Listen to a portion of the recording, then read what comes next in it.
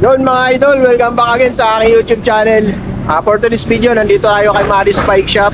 Mag-update tayo ng mga stocks nila ngayong October na, no? Wala pa akong dito, vlog na buo sa kanilang buong bike shop. Pakita ko sa inyo kung anong mga stocks ang meron sila ngayong October, no? Yun mga idol, no? Si Maddie's Bike Shop pala is nandito yan sa kabaan ng Congressional Avenue. Pakita ko sa inyo kung anong pinaka-location nila para makita nyo kung sakaling pupunta kayo rito. Ito, Congressional Avenue yan. Pag tinagos mo yan doon, EDSA na yan. Ayan. Tapos ito, dito, Mindanao Avenue. Nasa kabila. Tapos pinaka-landmark nila dito, yung SNR dyan, sa may stoplight. Then sa may pagliko mo bago lumiko ng Congressional Avenue sa may EDSA. Tapos dito naman, yung All About Biking, katabi nila dito, All About Biking. Napakadali lang hanapin, no? Ayan, merong si home credit ngayon dito sa kanila na, ayan, buy now, pay later. Tapos, ayun mga idol, no, kung magpapagawa kayo ng bike nyo pala, overall, pwede dito kay Maddie's Bike Shop. Ayan, nakita nyo yung gwapo rito sa harapan ko. Kaya may nagpapa-overall sa kanila. Kung magpapa-overall pala kayo ng bike, dito, first come, first serve. Kung sino nauna, yun yung unang gagawin. Tapos, yung mga sunod-sunod na lang na, kasi minsan, nagkakasabay-sabay, minsan yung iba nagmamadali. Gusto mauna sila. Basta first come, first serve. Tapos sa mga major na sira naman ng mga bike nyo, pwede kayo magpagawa dito kay Maddie's Bike Shop. Kung may mga sira-sira sa kung gusto nyo magpapalit ng parts, meron dito kay Maddie's Bike Shop. Ayan. Tapos simula tayo mga idol, no? Pasok pa tayo dito sa loob. Nung tayo start sa may gilid. Yan tayo start sa may kay Beta, yung folding bike. Subscribe, Gun Vlog. Like and share. Subscribe. So yun mga idol, no, dagdag pala natin sa video natin, no? Si Maddie's Bike Shop pala is naka-bare month sale siya ngayon, up to 40% sale siya sa kanyang mga bike parts. And sa mga bike naman niya is discounted pa rin yung mga bikes niya ngayon. Inquire na lang kayo sa kanya. And tsaka pre-delivery siya within CR. So yun lang mga idol, tuloy tayo sa video. Let's go. Tapos mode of payment pala nila dito, meron silang GCash, home credit. Okay, tapos kung mayroon naman kayong credit card, ayan, Mastercard, Visa, pwede nyo gamitin dito yan. Dito tayo sa mga bike. Bali meron din silang dito, no? Kasi na yung mga price ko. Wala kasi tayong kasama bali kinuha lang natin yung mga price para tuloy-tuloy tayo sa pagbablog kasi may ginagawa rin yung dito, mga tao dito. Para hindi na tayo nagtatanong-tanong sa mga presyo, hindi naman tayo nakakaabala. O yun mga idol, no? Sa mga mahilig sa folding bike, no? Meron silang dito, Beta.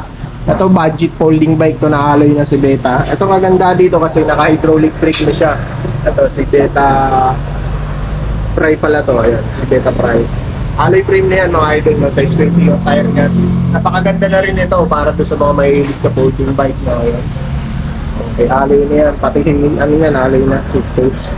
Ang presyo naman nito ni Beta is 9,500 ang presyo niya. Naka-square type ng button bracket. Tapos I think naka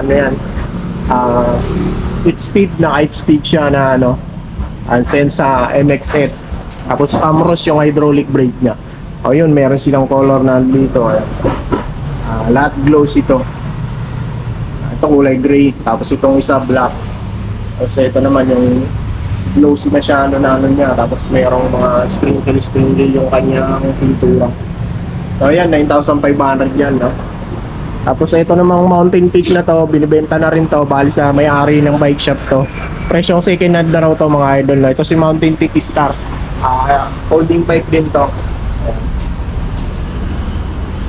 Ang brakes nito ay Shimano MT200. Shimano na rin yung brake set niya na 8-speed din to. Ayan.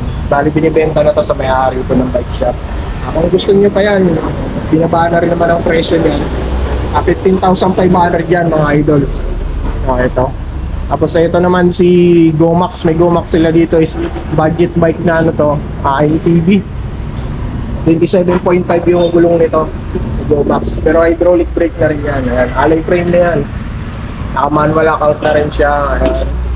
Tapos Logan yung hydraulic brake niya. Skillful yung yung shifter. Ang presyo naman niya ni Gomax is 7,500. 7,500. Tama pre? 7,500 si Gomax. Murang-mura yan mga idol, no? Ito, meron sila ito, si Gomax din to. Ito naman si Tosig Exports, meron pa rin dito, no? Ayan, naka 10 speed na to. Tapos ang kagandahan dito kasi Shimano MT200 na yung hydraulic brake niya. Alloy frame na rin yan. Tapos naka skin wall tire. Size 29 yan mga idol, no? Si Tosig Exports. Ang presyo niyan dito is 10,500. Tama na pre, 10,500. O, 10,500 mga idol, no? Naka manual lockout na rin yan. Ayan, skin wall. Skin wall tire. Ito naman si Skyline, isang budget bike MTB rin to. Alloy frame na rin yan. Tapos naka 9 speed yan. Naka hydraulic na rin yung Shimano MT200 yan. Tapos smatch yung kanyang smatch yung kanyang shifter. Ayan. Tapos square type pa to, alloy frame yan. Tapos single speed na rin yung kanyang crank. Ito nakatangol lang yung tire yan. Ang presyo niyan is 10,000. Pre, magkano nga to? 9,000?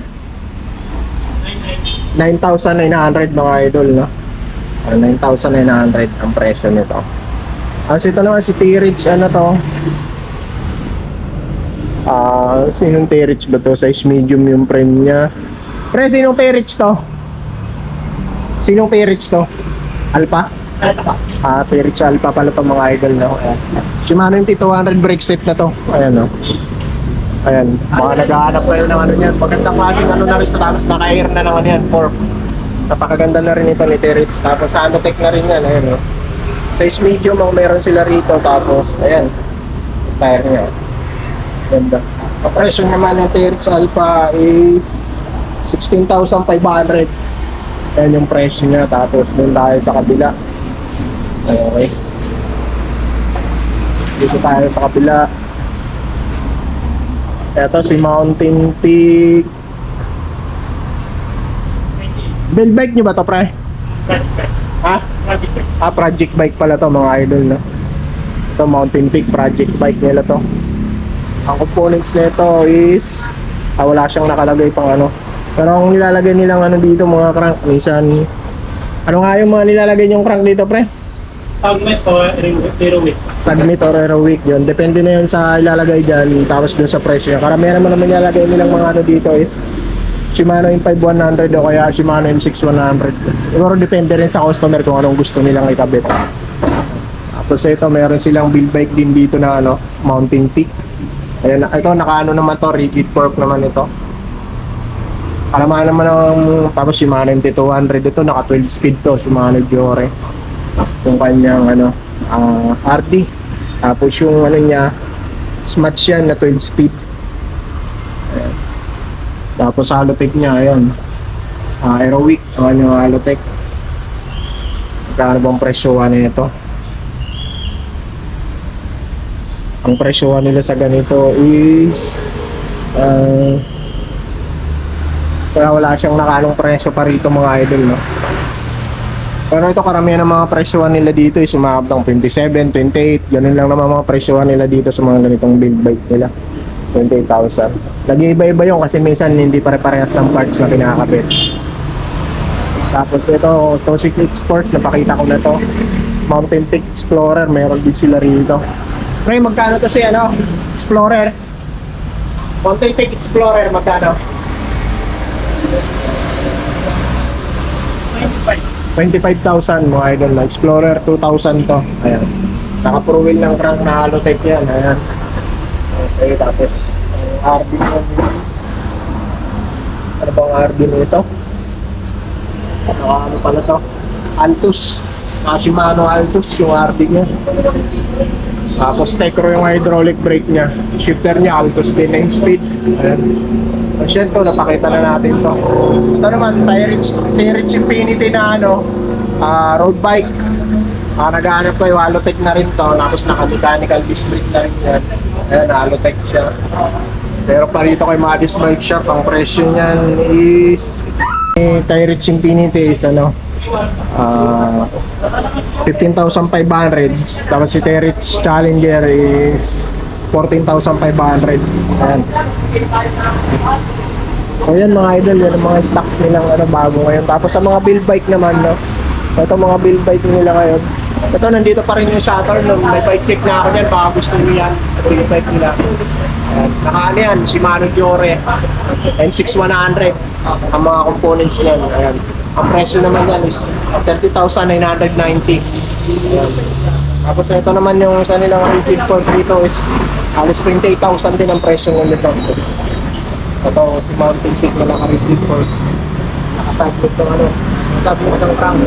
Bakit yung ano yung ano niya, let's speak yan ng idol, no? Yung 5100, smudge yung ano niya, tags niya. Tapos ang ano niyan is hub niyan. Ano bang hub nakalagay dyan? Simutan ko na naman yung pangalan ng hub na yan. Ayan. Ang presyo nito is 27,990. Ayan. So yun mga idol, yun ang maiksing update ko dito kay ano, Madis Bike Shop, no? Kung gusto nyo mag-inquire dito sa kanila, tawag lang kayo sa kanila. Nasa comment section yung kanilang cellphone number and yung location nila. So yun mga idol, hanggang dito na lang. Ingat kayo palagi. Peace.